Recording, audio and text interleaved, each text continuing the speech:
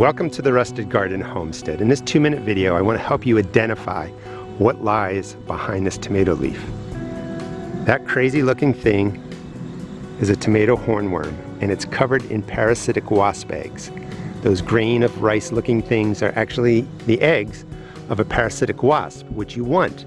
Let them hatch. They're going to kill off this hornworm. It's actually going to stop feeding. You don't even have to remove it off your plant. You want to look around for other hornworms, remove them if they don't have those eggs on there.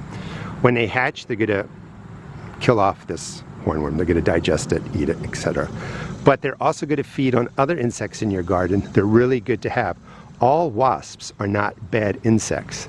So when you see something like this, aside from being freaked out, they're really good to keep in your garden. If you're worried about it eating your plant, you can relocate it to a different place, but let the cycle of the eggs forming, feeding off the worm, hatching, let that occur, because it's going to make a big difference.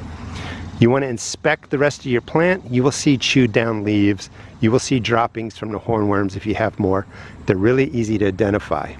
But when you find something like this, as crazy as it looks, you want to keep that in your garden. Thanks for watching. Please check out my blog, The Rusted Garden Journal, linked in the video description. And I have a podcast called The Rusted Garden Homestead Podcast. It comes out twice a month, every second and fourth Thursday of the month, and that's also linked in the video description. Thanks so much for watching, and don't be freaked out when you see an egg-covered tomato hornworm.